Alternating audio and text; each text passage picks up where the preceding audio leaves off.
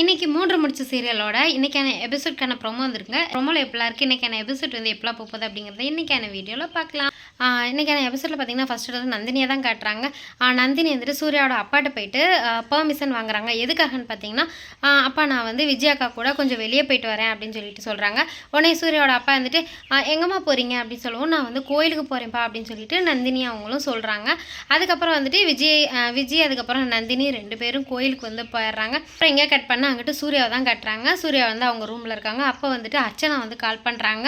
ஒரு தடவையாவது நான் உன்னைத்தான் லவ் பண்ணுறேன், சூழ்நிலைனால தான் நான் வந்து அவளை கல்யாணம் பண்ணேன் அப்படின்னு சொல்லேன்டா அப்படின்னு சொல்லிட்டு அர்ச்சனா சொல்கிறாங்க. என்னது நான் தெரியாமல் கல்யாணம் பண்ணேன், ஐ நோ, எனக்கு எல்லாம் தெரிஞ்சு தான் நான் வந்து கல்யாணம் பண்ணேன் அப்படின்னு சொல்லவும் அர்ச்சனா வந்து பயங்கர ஷாக் ஆகுறாங்க.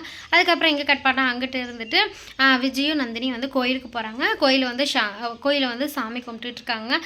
சாமி கும்பிட்டுட்டு இருக்கும்போது இங்கிட்டு பார்த்தீங்கன்னா அதே கோயிலுக்கு சூர்யாவும் விவேக்கும் வந்து வர்றாங்க. டைமா வந்துட்டு ஏதாவது வேண்டுதலுக்காக தான் கோயிலுக்கு வந்து வந்திருப்பாங்கன்னு நினைக்கிறேன். நந்தினியோட வேண்டுதலை பூர்த்தி செய்ய தான் சூர்யாவும் விவேக்கும் வந்திருப்பாங்கன்னு நினைக்கிறேன். ஏன்னா 2 பேருமே மாலையை வந்து கொண்டு வந்திருக்காங்க. ஸோ இது மாதிரி தான் எனக்கான எபிசோட் வந்து போகுது. இந்த இன்டர்வியூ உங்களுக்கு பிடிச்சிருக்குன்னு நினைக்கிறேன். பிடிச்சிருச்சு அப்படின்னா இந்த வீடியோக்கு ஒரு லைக் கொடுத்துட்டு கமெண்ட்ஸில் வந்து நீங்கள் இந்த சீரியலை பற்றி என்ன நினைக்கிறீங்க அப்படிங்கிறத கமெண்ட்ஸில் சொல்லிட்டு போங்க. மீண்டும் வேறு ஒரு இன்ட்ரெஸ்டிங்கான ப்ரோமோடு சந்திக்கிறேன். நன்றி, வணக்கம்.